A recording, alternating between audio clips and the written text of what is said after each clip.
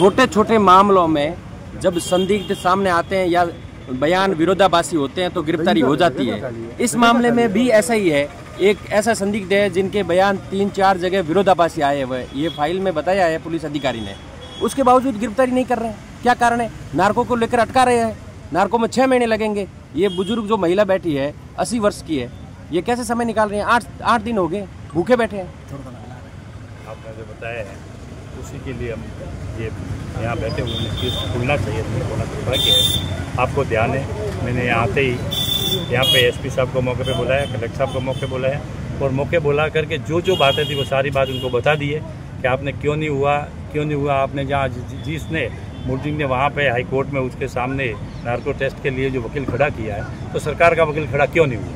तो उन्होंने अभी मैंने बात की है, अभी तुरंत उन्होंने फाइल के लिए एसपी साहब ने कहा है आधे घंटे में फाइल जो वापस नार्को टेस्ट के लिए आगे भेजने के लिए आधे घंटे के अंदर फाइल एसपी तैयार करके कलेक्टर को भेजेंगे और आज 2 घंटों में ये सारी कार्रवाई करके इनका अधिकारी, पुलिस का अधिकारी सामने जाकर के कोर्ट में वकील करके जो इन्होंने किया उसके लिए सामने करके उसके लिए कार्रवाई। इन्होंने आज आपको 2 घंटे का कहा है, लेकिन 8 दिन में इन्होंने क्या प्रोग्रेस की ये आपको बताया होगा ना?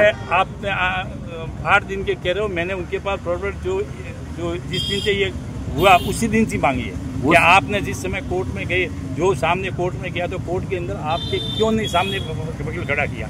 तब उन्होंने कहा कि उनका ट्रांसफर हो गया था, बल्कि जो हाचोर एमपी साहब थे, कारवे साहब, उनके पास थी, उनका ट्रांसफर हो गया था और होने के कारण वो फाइलें हमारे पास पेंडिंग पड़ी, इसलिए हमारे नहीं गई। तो उनके लिए सारी कार्रवाई करके आज ही कहा कि उसकी कार्रवाई करके उसके लिए आगे पहुँचे। अगर 2 दिन में कार्रवाई नहीं होती तो इन पुलिस अधिकारियों के खिलाफ क्या कार्रवाई होगी?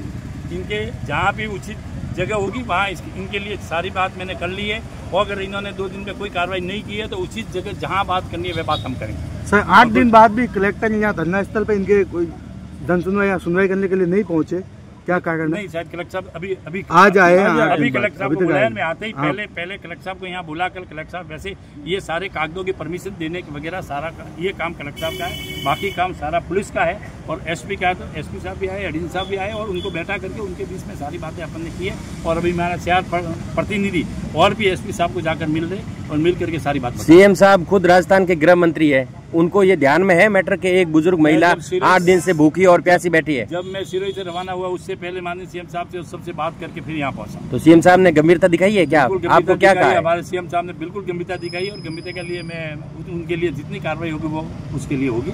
अभी हम 5 प्रतिनिधि है, जा करके यहाँ सारी बात सबके सामने की होगी, आपके सामने आप पूछ करे थे, जितनी बातें सारी करनी थी वो हमने की है।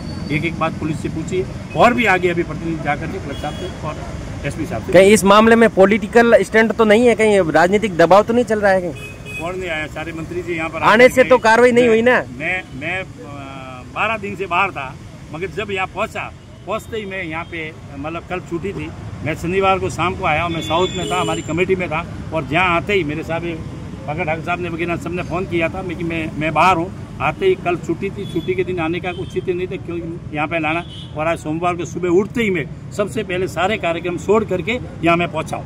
कल वहाँ पड़ा हुआ है यहाँ पर, इसलिए पहुँचा हूँ मैं, कारण इसलिए पहुँचा कि इसको जो यहाँ पे भूखता भेजे उनको न्याय किया। तो कल 25 तारीख को यहाँ वहाँ पड़ा हुआ है, उसको कैसे झेलेंगे? उसके बारे में मैं बता नहीं सकता, वो तो क्या है कोई जब आप जानो, हम तो अधिकारियों में जाकर उनको कैसे न्याय मिले उसके लिए भरपूर कोशिश करेंगे।